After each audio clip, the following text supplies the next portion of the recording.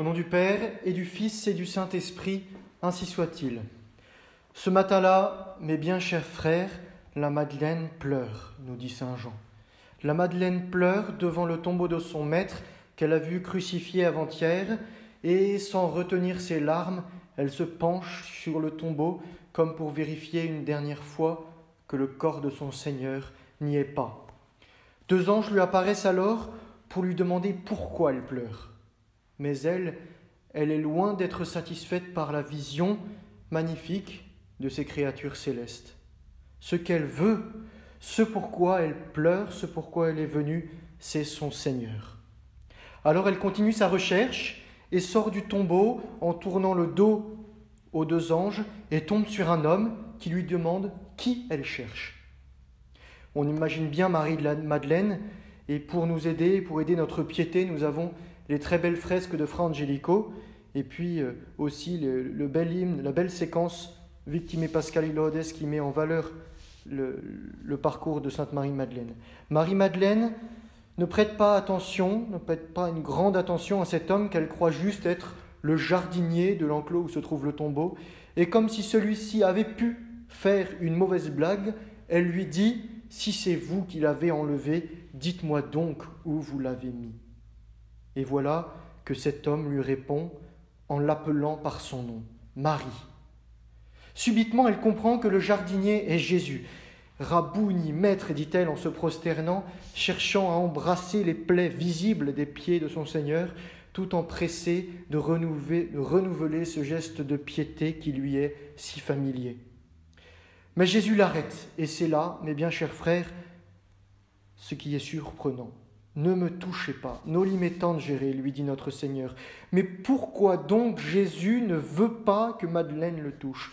Pourquoi ne veut-il pas lui donner cette consolation sensible, elle qui l'aurait méritée puisqu'elle l'a suivi jusqu'au calvaire ?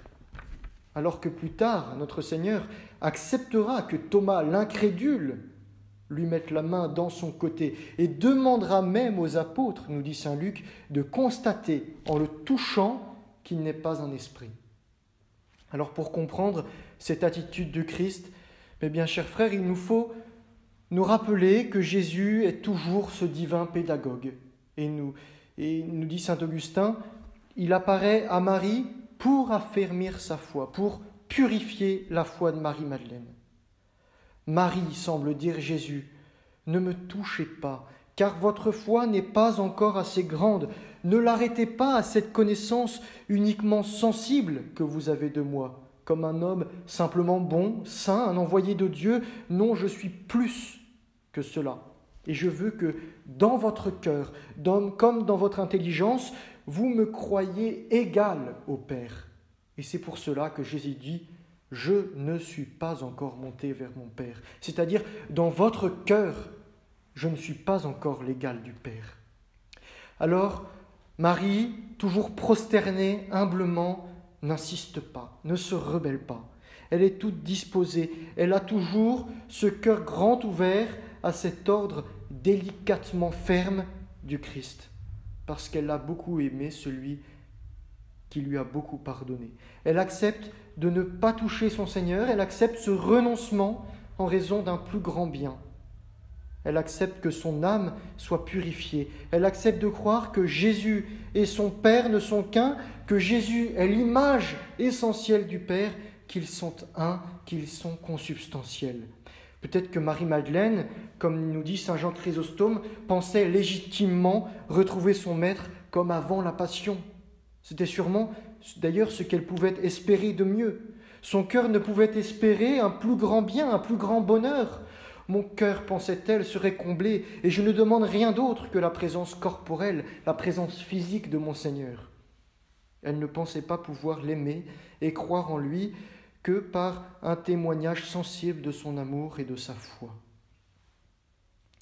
Eh bien, Dieu qui connaît les dispositions de sa piété amoureuse, la récompense et lui promet, par son injonction « noli me tangere », un bonheur bien plus envahissant, une connaissance et un amour encore plus profonds.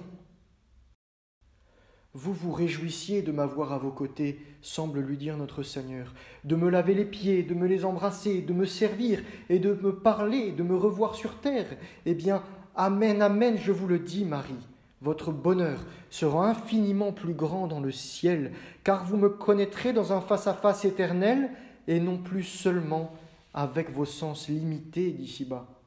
Mais avant ce bonheur, croyez donc que mon Père et moi nous ne sommes qu'un, et allez l'annoncer à mes frères, et dites-leur que mon œuvre est accomplie, que je remonte au ciel, mais que je ne remonte pas seul, que j'emmènerai avec moi tous ceux qui croiront en moi. Dites-leur que j'ai pris sur moi, tout fils de Dieu que je suis, toutes vos infirmités, afin de vous ressembler, et c'est pour cela que vous m'avez vu souffrir et mourir sur la croix. C'est afin de vous rendre la possession de l'éternel royaume de vie auprès de mon Père. Alors, mes bien chers frères, deux choses sont à considérer et à méditer aujourd'hui.